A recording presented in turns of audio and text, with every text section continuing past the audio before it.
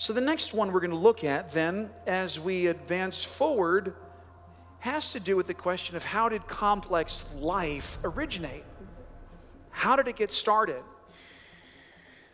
Well, there's a very old argument which has been written by an apologist named William Paley.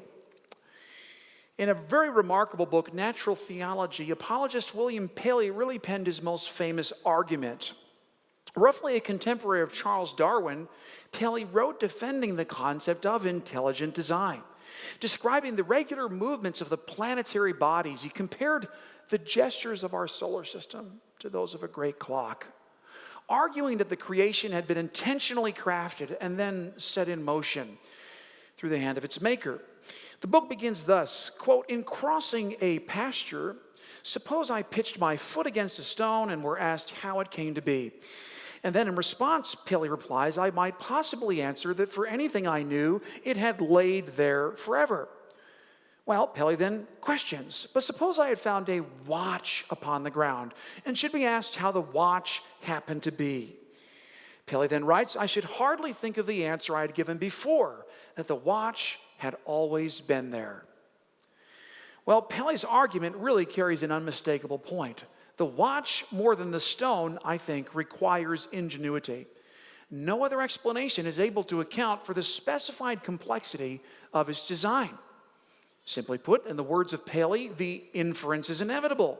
The watch must have had a maker.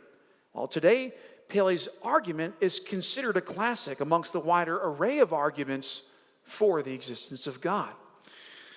But that, of course, doesn't mean that Paley's views are uncontested. The annals of history record a nearly endless litany of critiques. Numerous detractors have sought to debunk Paley's argument, at times even vilifying his narrow and pointed claims. For example, out-of-print British journal, the Athenaeum, once infamously sought to pin Paley with the charge of literary plagiarism. And Charles Darwin himself would later dismiss the argument altogether, noting, quote, the old argument of design in nature as given by Paley now fails. And so then what is the prevailing opinion of Paley's arguments today? Do they truly succeed in countering popular Darwinist beliefs? Well, the answer, as we all know, is a resounding no, being heard from notable members of the scientific community. A short list of retractions would surely include such titles as The Blind Watchmaker, a book passionately authored by Darwinist champion Richard Dawkins. The volume colorfully chronicles the case for evolution, while also rendering numerous arguments against the Christian faith. Some time ago, I happened to spar with these arguments personally. I was asked to visit a college to lecture on science and faith. And I had just concluded a talk on human-ape relations, much as I just did here tonight. And I was beginning to engage in active Q&A. The presentation I delivered showed the lack of fossil evidence needed to prove our current theories of common descent. And it was then that a student responded with an objection that struck me really as profoundly welcoming of my previously stated case. He said to me, I think I can agree with some of your points. The proofs from fossil evidence are largely unconvincing. But you see, there is still a greater argument which you have failed to address here, namely the evidence from biological declination. I mean, let's face it. It doesn't matter if various fossil proofs are scarce. The evidence for evolution will still win the day. And this will always happen because the proofs from nature naturally favor the case that Darwin made. Well, hearing the student's objection, I recognized it immediately. For Darwin himself, in fact, had taken precisely the same stance. Apart from having any fossil evidence, Darwin determined that future fossil finds would one day prove he was correct. The crust of the earth is a vast museum, he opined. The record is incomparably less perfect than is generally supposed. Well, undoubtedly, Darwin's confidence sprang from his belief that evolution by natural selection was already a settled fact. Quoting from his work, the naturalist wrote, "Can it be thought improbable that variations should occur? And if such do occur, can we doubt that individuals having any advantage would have the best chance of surviving? On the other hand, Darwin argued, any variation in the least degree injurious would be rigidly destroyed. Thus, in Darwin's mind, natural selection was merely consequential to life in the context of a randomly ordered nature. Well, to date, few ideas have enjoyed such vast success, I think we can admit. Darwin has exerted his influence far beyond the grave. British author, for example, Philip Moore has mentioned that Darwin is now hailed as, quote, one of the greatest Britons who ever lived. Today, 2 universities bearing the title Darwin College carry on his legacy at both Oxford and Cambridge. But what have various advances within the fields of the natural sciences demonstrated regarding the feasibility of his claims? Well, returning to Dawkins' book, The Blind Watchmaker, the world's, quote, most famous atheist, as he is sometimes referred to, provides us with an answer. As seen through his own laments, Dawkins admits that Darwin's ideas are still largely unabsorbed into popular consciousness. He writes, if you took all the cells of a bird and put them together at random, the chances it would fly is not for everyday purposes different from zero. Indeed, this is precisely the main problem which confronts the theory of evolution within the world of science today. And so, knowing this to be true, I therefore sought to answer and engage with my objector.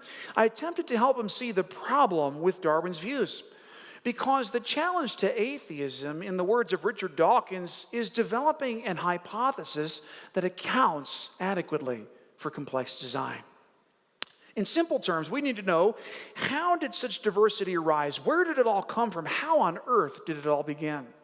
And so these and other questions right now are at the heart of a debate which is raising fresh doubts about the theory of evolution. And so I thus began by mentioning the current works of modern science. I recounted the many frank descriptions of life arising at random. For in his book, Dawkins notes that hemoglobin molecules defy evolution, a fact which strongly cuts against their creation by chance. He writes, quote, hemoglobin consists of 146 amino acids. There are 20 different kinds commonly found in living things. He then notes that the number of ways of arranging 20 kinds of things in chains of 146 is inconceivably large. Listen to this. The first link in the chain could be any one of 20 possibilities. The second link could certainly be the same. The number of possible 146 linked chains is thus 20 times itself 146 times. Now that, folks, as we've mentioned in one of the services, I believe, this is an absolutely staggering number, frankly. As Dawkins notes, a million is one with 6 zeros behind it. A billion is one with 9 zeros behind it. But the hemoglobin number is one with 190 zeros behind it. Well, I think it's safe to say that the odds against creation scenarios by chance are therefore truly breathtaking. To concede impossibility here is really merely to admit the obvious. Given the substantial challenges, it is thus reasonable to conclude that life did not arise on earth purely by chance. The reasons why are apparent today even to atheist scientists. Once again, to his credit, Richard Dawkins plainly admits this. He notes, regarding current age of the universe estimates, quote, the total age of the universe is well within the margin of error for this kind of back of an envelope calculation. And so for this reason, I would say that current cosmology would be in agreement with Richard Dawkins. Arguments regarding the antiquity of the universe are therefore rendered mute. For whether the universe is 6,000 years old or just under 15 billion, well, they're just simply too narrow for Darwin. Christian website Answers in Genesis actually corroborates this point. As a Young Earth Creationist Association, the group readily agrees, quote, if the universe actually were 15 billion years old, as Dawkins believes, this would give us about 10 to the 18th seconds. Now, a protracted explanation actually provides us with even further insight.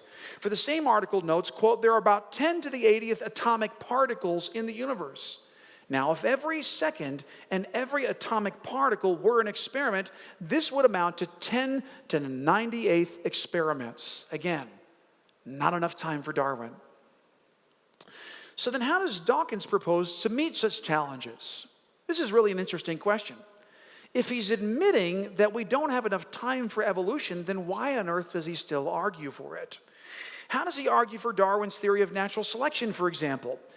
Well, the answer he gives is unfortunately misleading. It is every bit as, frankly, slippery as it is entirely dubious. He writes, quote, "To explain this, I shall need to make a distinction between single-step selection and cumulative selection." He's going to make a distinction between single-step selection and cumulative selection. Dawkins then offers a comparison between the two methods by programming his computer to mimic evolution. Here's how he did it. Using a phrase taken from Shakespeare's tragic play Hamlet, Dawkins sets his computer to type letters at random. And employing this quote-unquote single-step selection, he calculates the likelihood that Hamlet's phrase, "methinks it is like a weasel," will emerge purely by chance. Noting the results of this, he quotes, "It is the same kind of calculation that we did for hemoglobin, and it produces a similarly large number." He then repeats the experiment using, this time, cumulative selection, noting as he does the vastly different outcome to the experiment. Let me just read his words. "We again use our computer, but with a crucial difference. It again begins by choosing a random sequence of 28 letters.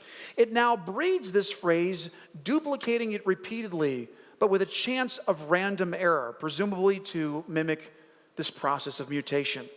Dawkins then happily reports the target phrase was finally reached in generation 43. Tilt. A second run of the computer began with a similar phrase and reached the target phrase in generation 64. Whoa, hold on a second. Now it sounds like evolution is working. But is that really the case? Well, at first glance, it admittedly appears that Dawkins has solved the mystery here by using a quote-unquote target phrase. Lo and behold, evolution wins. And Hamlet's famous words, "methinks it is like a weasel," effortlessly appear on the screen after only 43 experiments. In reality, Dawkins' method really is merely a sleight of hand, unfortunately. It is accomplished by programming the computer to look, those are his words, look for Hamlet's words in these random conglomerations of 28 letters. But the mechanism of natural selection, of course, doesn't function by looking. Simply put, that's not evolution, that's design. In his own words, again, natural selection is a blind, unconscious process. It has no purpose in mind. It has no mind and no mind's eye. It does not plan for the future. It is the blind watchmaker. Conversely, Dawkins' computer examines, again his words, the mutant phrases, and chooses the one which most resembles Hamlet's statement. In this way, Dawkins' computer selects the winning phrase based on the appearance of its own future poetic progeny. Of course, here Dawkins would argue that nature itself is what produces the target phrase within the experiment. Hence, apart from using a target, the experiment collapses and cumulative selection becomes impossible to test. But this argument really only creates additional problems, namely the old dilemma of the chicken and the egg. Because compound complex life forms, such as you and I, must exist prior to cumulative selection taking its needed effect. Again, you got to get these quotes in by Dawkins. They're just brilliant in showing his own error. Quote, "Living things are the main examples we know of things that participate in cumulative selection. They may in practice be the only things that do." You know, frankly, I think I would agree. Living things, us as complex life forms, we're the only things that engage in this kind of natural selection. And so thus, cumulative selection does not explain the origin of life at all. Rather, it assumes it prior to its working. What then of Dawkins' conclusion that God's work is made redundant? In short, his argument proves no such thing. And if you're a Christian tonight, that's pretty good news. And so therefore, I concluded my discussion with my objector in the case of the college talk that I was giving by recommending a good Christian book. It's a volume that I prescribed to encourage spiritual reflection, to get him to begin to think about the possibility of God being the one that caused all of life to get started. And I have to say, this is really the profound usefulness, I think, of this kind of apologetic discourse. It opens the door to tremendous possibilities as we begin to engage with skeptics and outsiders. And so, therefore, to conclude and to note back to what we discussed at this morning's service in our question and answer time with Scott, if we look at biological complexity, this is due to one of three alternatives: design, necessity, or chance. Now, Dawkins clearly attempts to show that biological complexity is actually due to the mechanism of necessity. He's shown that to us in his own words. In fact, another statement of his, this is just beautiful. He actually says, one of my tasks will be to destroy the myth that Darwinism is a theory of chance. He's trying to show it's by necessity. But as I've shown you tonight, that really does collapse. It doesn't make any sense at all. And so I think, therefore, we're left with the one alternative, and that is the alternative of design.